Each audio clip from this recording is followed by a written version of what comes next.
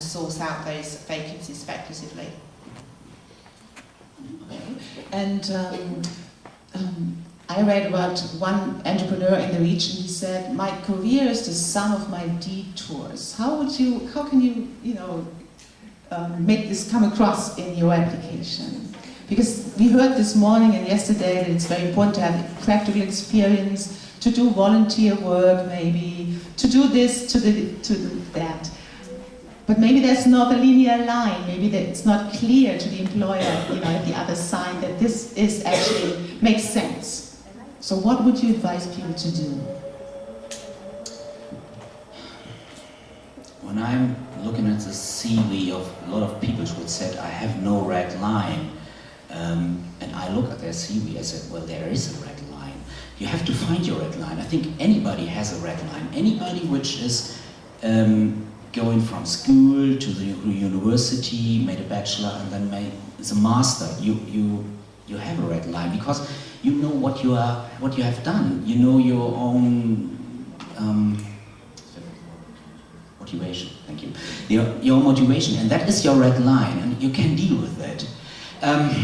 Don't be super afraid, because there are employers out there who want you. They need people. And it's very interesting, if you're talking with employers, they have the same problem as you. Because they say, well, yeah, it's easy if you have a very professionalized job. A professionalized job, for example, is if you study medicine, you will become a physician. If you want to become something else, you have a problem. You have not a very professionalized job. It's social studies, you can do a lot of things, and you don't know what exactly to do. And the same problem have the employers. They have the work to do, and they have no idea who's out there who can do this work. So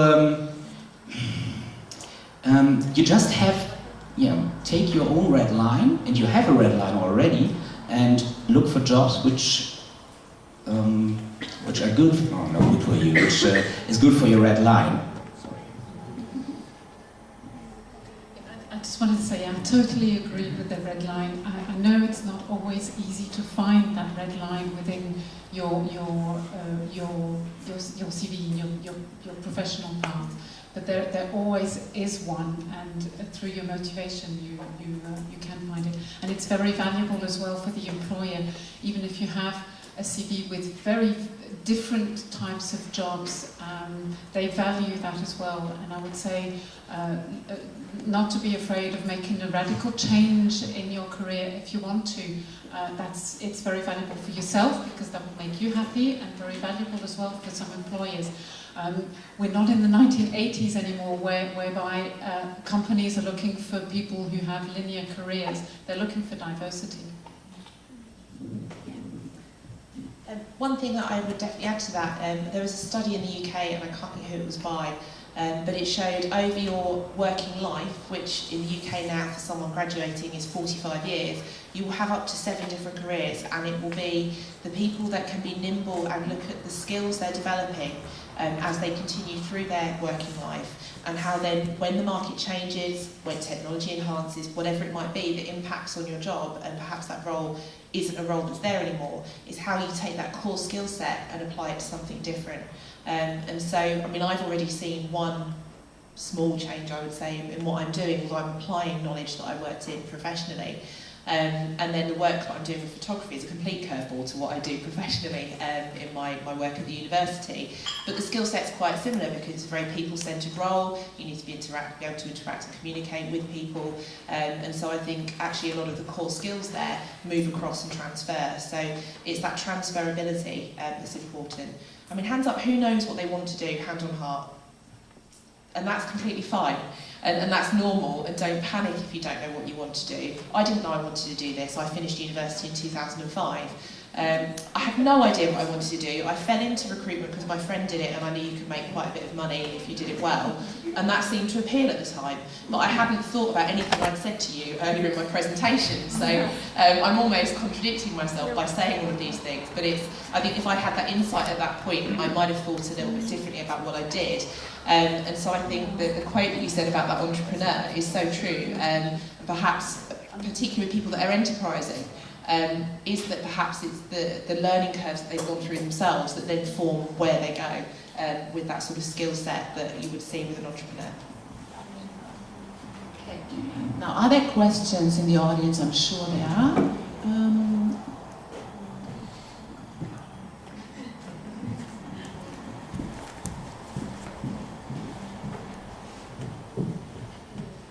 Is it me first? Okay.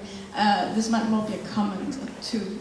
First of all, I'm not from the UK, I'm not from Germany, so it's rather fun to hear that in one country you want pictures on the CV and in the other you don't want, because in Denmark, where I'm from, we have a continuously very long discussion about whether or not to put pictures on. And I was at a job fair only 2 months before I came here of all the major companies that are represented in Denmark. And at every seminar at this job fair, they said different things for different reasons. So I now know that I'm not supposed to apply in Denmark because it's so much more simple in choosing either or in a country where you really know what to do. Another thing that I wanted to comment on was you said that the first line in newly graduated students' motivation is I normally use initiative and whatsoever motivation and all these things, but there was a guy in this job fair from a company called Makuri Urban. I have no idea if you know that, but it's a big recruiting company in Denmark at least. And he said that when you take such a fantastic initiative or honest or whatsoever, that you take a golden story, a golden coin to put in with that sentence. So I'm honest, as you can see from me, blah, blah, blah, blah. Some kind of short one-sentence story that kind of underlines that you're not just having initiative like anyone else, but you did take initiative in this particular situation, and that not only makes them remember you, but also really makes you stand out and makes you trustworthy without even saying that word. So, yeah, that was just my comment too. Definitely. And I would say that with that on the CV, if you can evidence initiative, that's brilliant and put it. If you can evidence why you're trustworthy or honest and reliable, but when you see them in a sentence without any context, it's the most boring thing to read.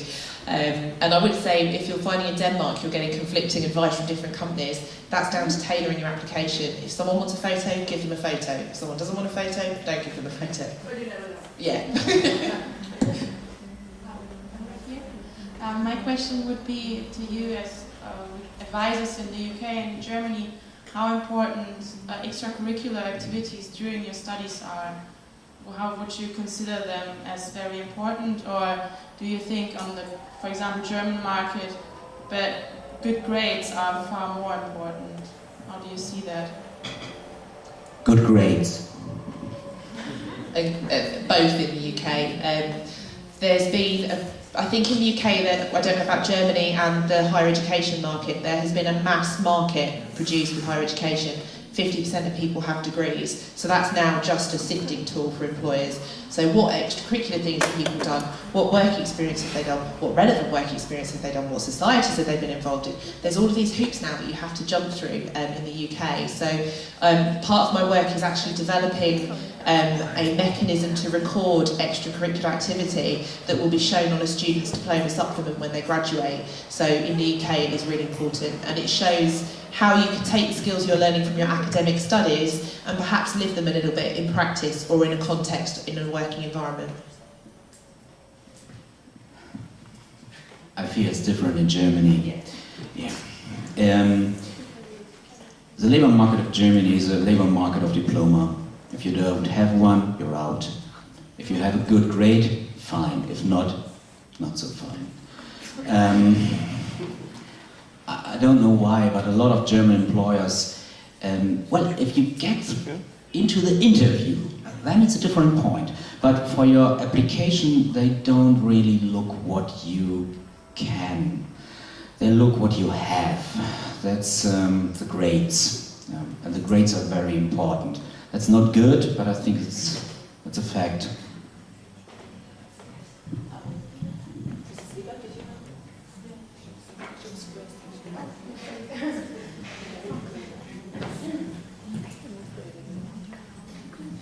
So 2 short questions. What about the motivations you ask for, digging into oneself, finding out what motivates one and describing it in the motivation letter?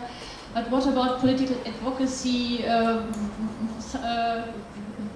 social work, activism? Is this something which you would mention or rather not? I would say it can be quite difficult.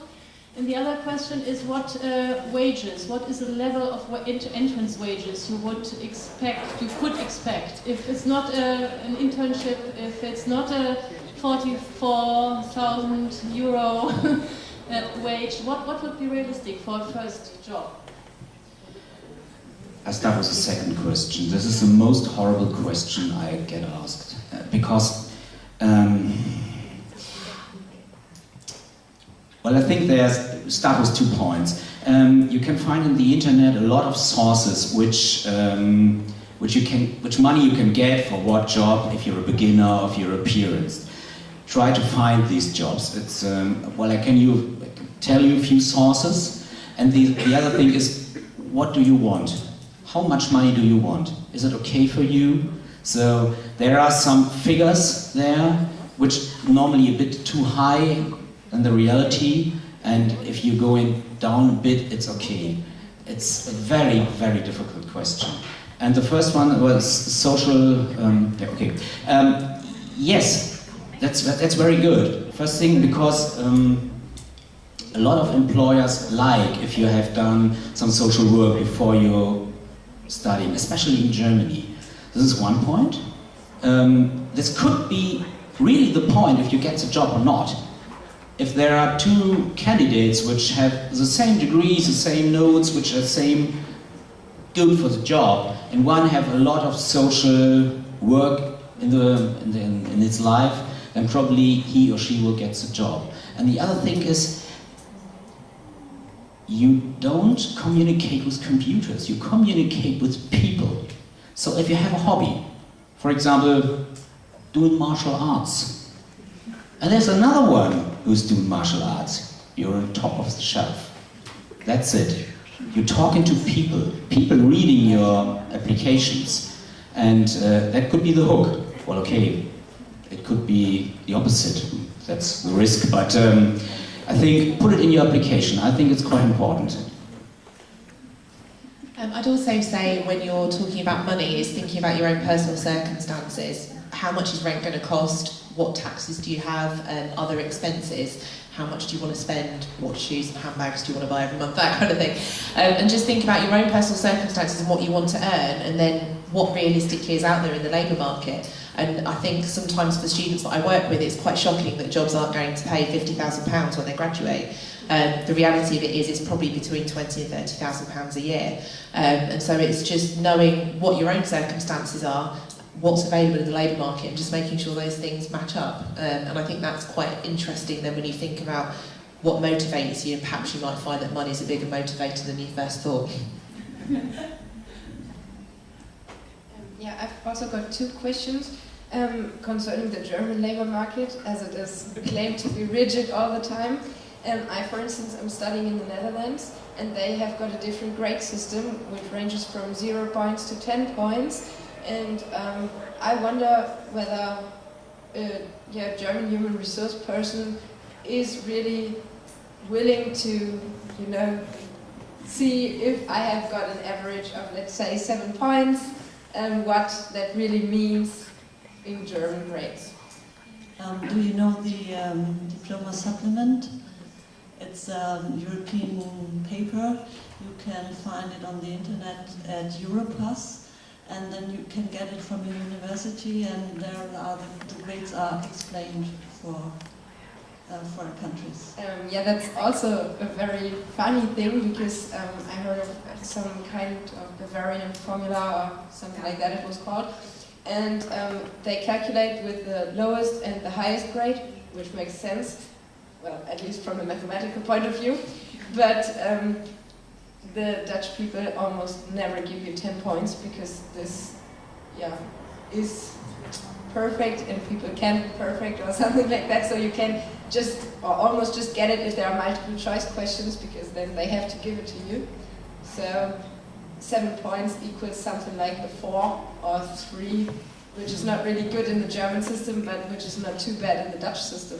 So Then you could try to explain it in your cover letter, that it's another system, and you are in the first group of graduates in the Netherlands, for example. That could be a thing to explain it.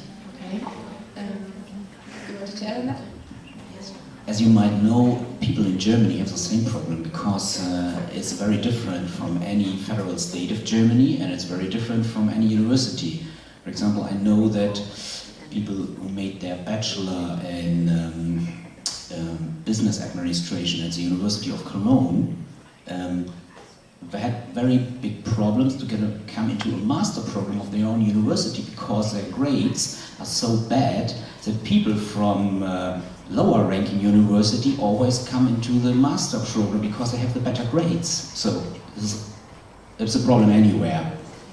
Yeah, if I may elaborate on that, the funny thing is that in the Netherlands, with an average of 8 points, you get magna cum laude.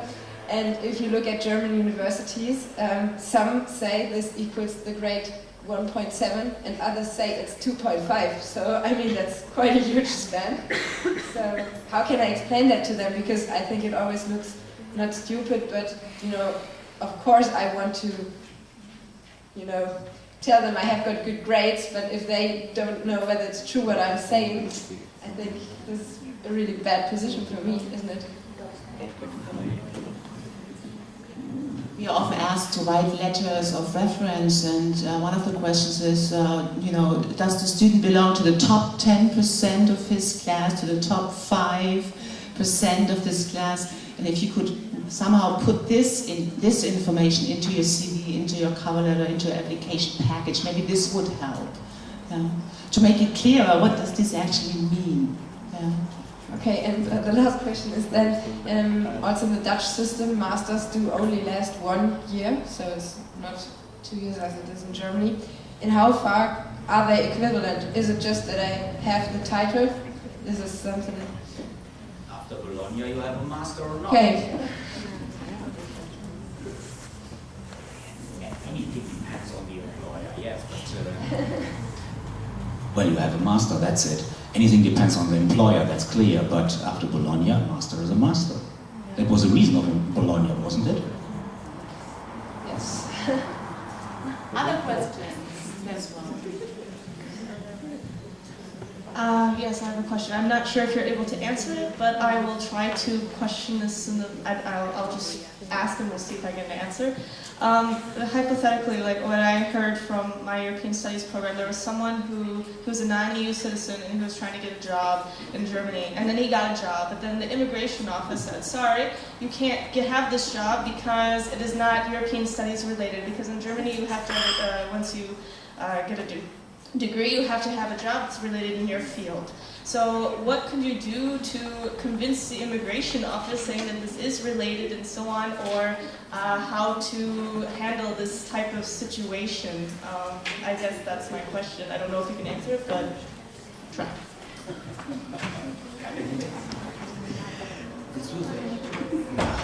Okay.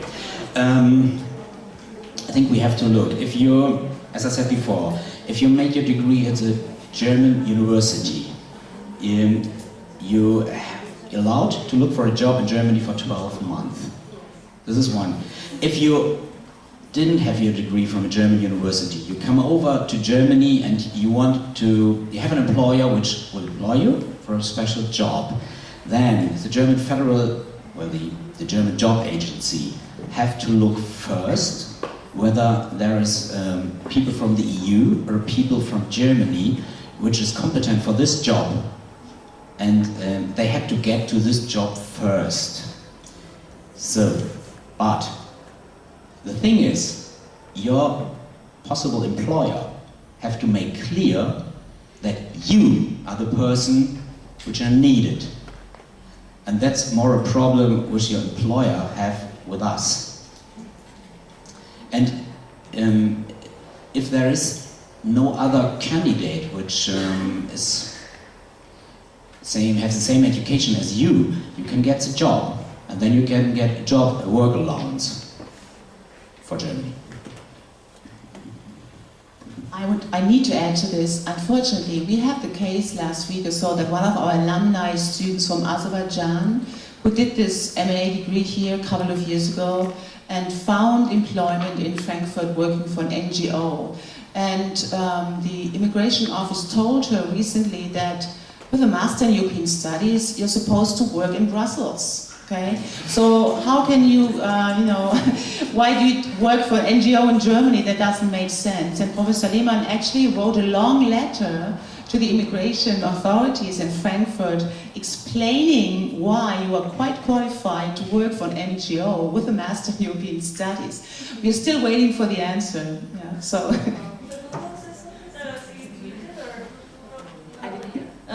The employer had to write. I just wanted to ask, who wrote the letter? The employer did. No, the course director, our course director, Okay. sorry. The course of the Master in European Studies program did that, explaining, that you have many skills that you can use in many jobs. Okay, is there another question? Otherwise, I would like to close this session, and there's another coffee break for you. Thank you very much.